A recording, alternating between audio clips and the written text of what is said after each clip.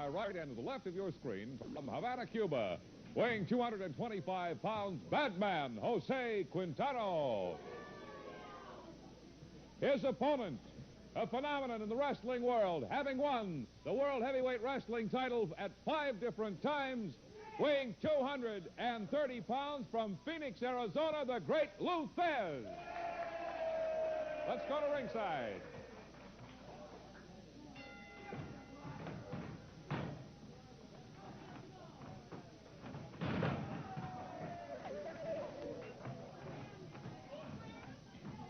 Well, I can't tell you. I'm like a little kid with a new toy or something. That's a very trite interpretation, an inadequate expression of my feeling and admiration for Lou Thesz.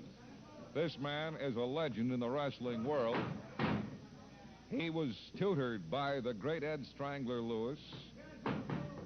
Strangler found him at the age of 18 and tutored him all the way up to the championship, to 5 different championships.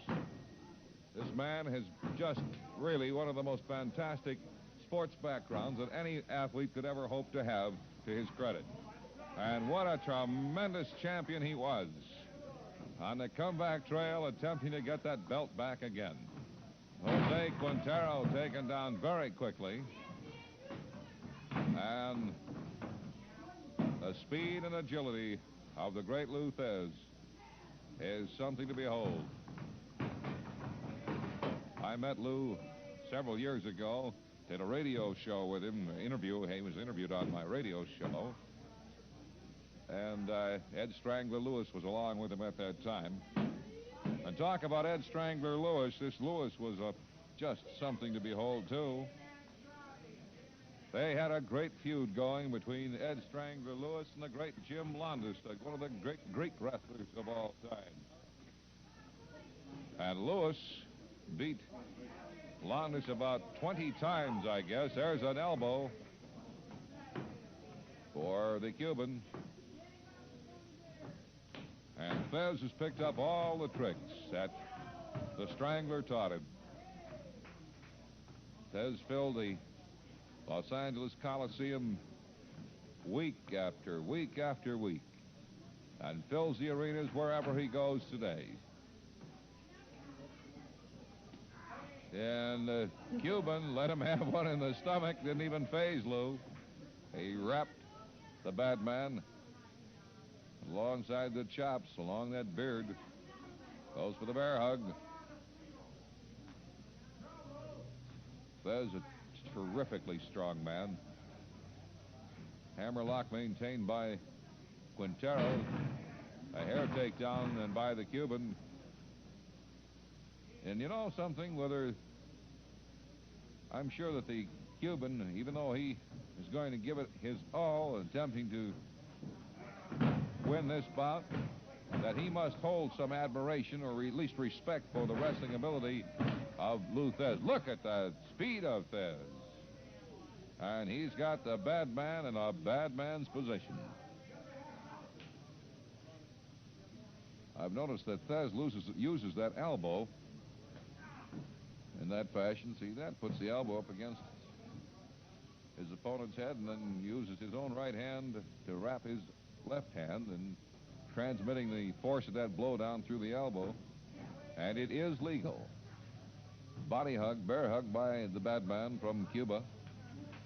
On the ropes, gouges away at Thesz. Thesz goes with the side headlock. Lets him have one of the chops. Another side headlock, and thrown off.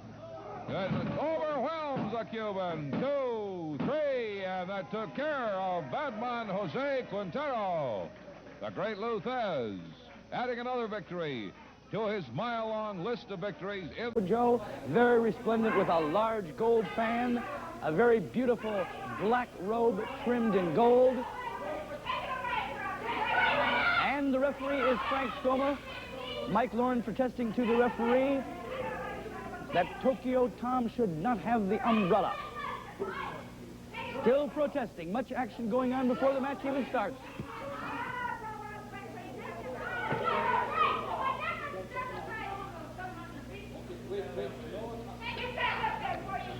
And out comes the plastic bag that Tokyo Tom carries with him in order to put the garments of his man. The heavyweight wrestling champion of the Orient, Tokyo Joe.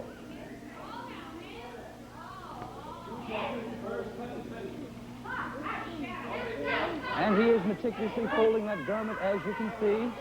A very, very changed man since Tokyo Tom has come on the scene as his manager.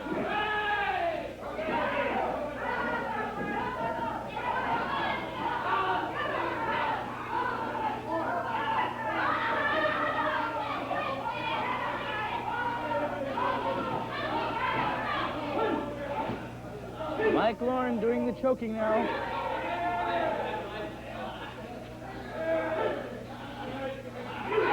And Mike Lauren gets the thumb in the eye treatment.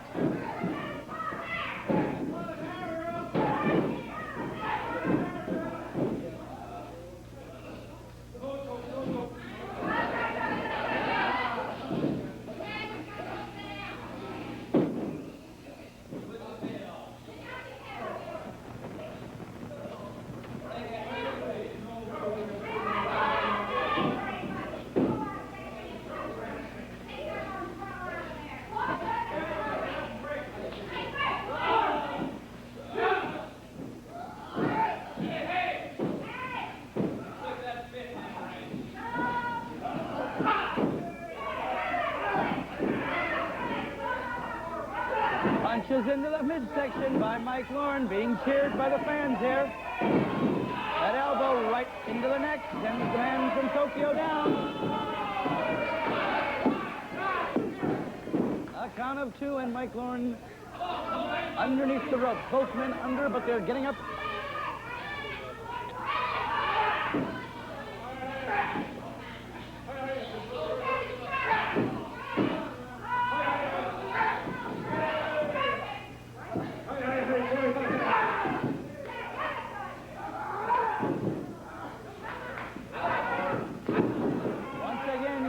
Elbow to good advantage.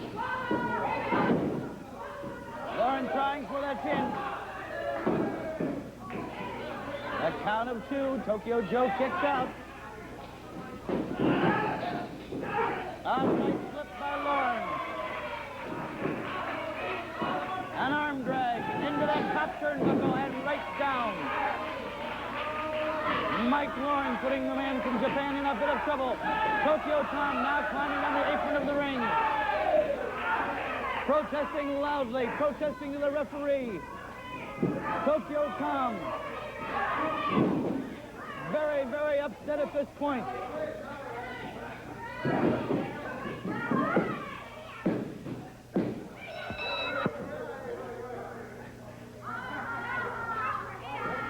Minutes and 18 seconds, using what the members of our studio audience called karate, and Mike Lauren is certainly clutching his throat. Monton, New Brunswick, weighing 225, Emile Dupree.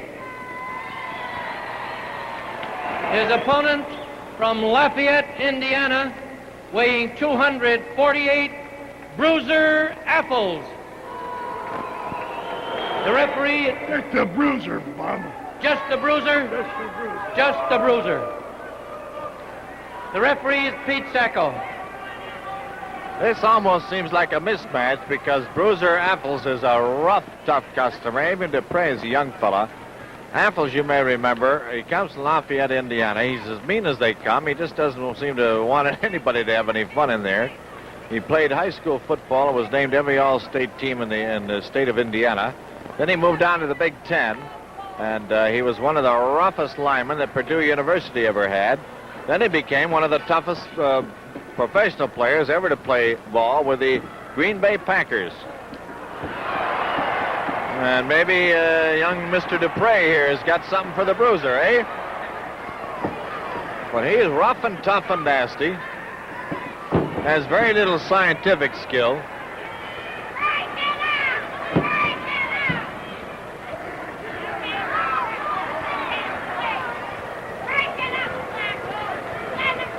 Apples was the offensive captain of the Packers back in 1954, which is his last year in pro football.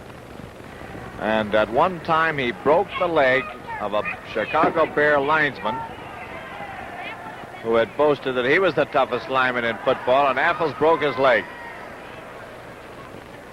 He's a rough, tough character. He has won the U.S. Heavyweight Championship. He won that from Wilbur Snyder back in 1957. Lost it to Hans Schmidt.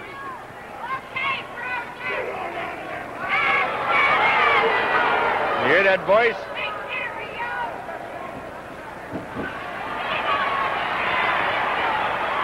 Now, young Emil Dupre, who's dishing it out right now, is just 23 years old. He comes from Moncton, New Brunswick in Canada. But he's been wrestling as a pro for about 6 years. He started when he was very young. And he's engaged in a knockdown, drag-out battle with Bruiser Apples tonight.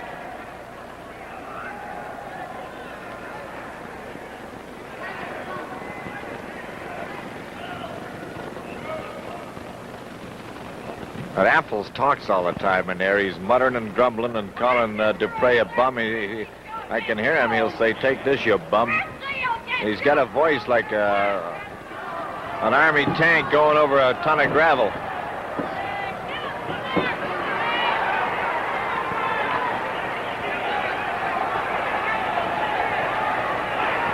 I tell you, Dupre is no patsy in there. He's dishing out as much as he's taken.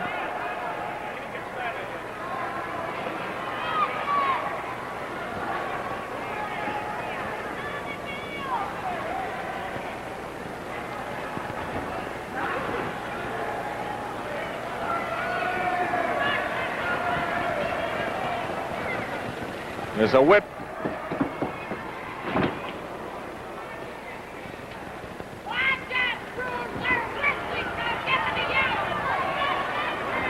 Apples doesn't even want to be known by his last name. He told Manny Weiss, just call him Bruiser.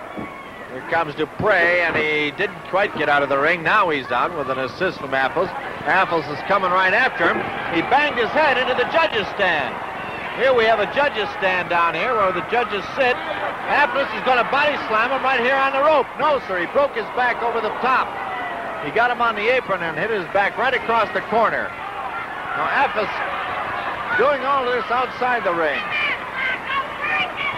He caught Dupre right across the edge of the ring, the apron.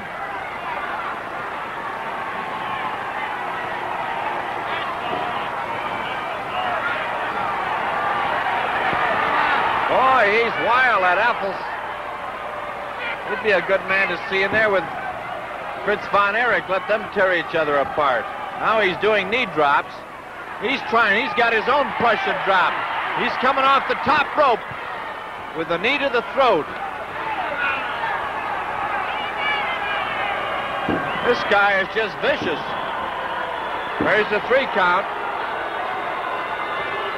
Now Apples has not had enough. He's going to do more.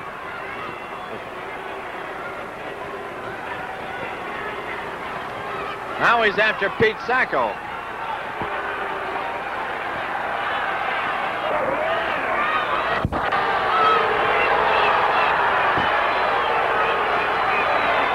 Boy, he just doesn't care for anybody.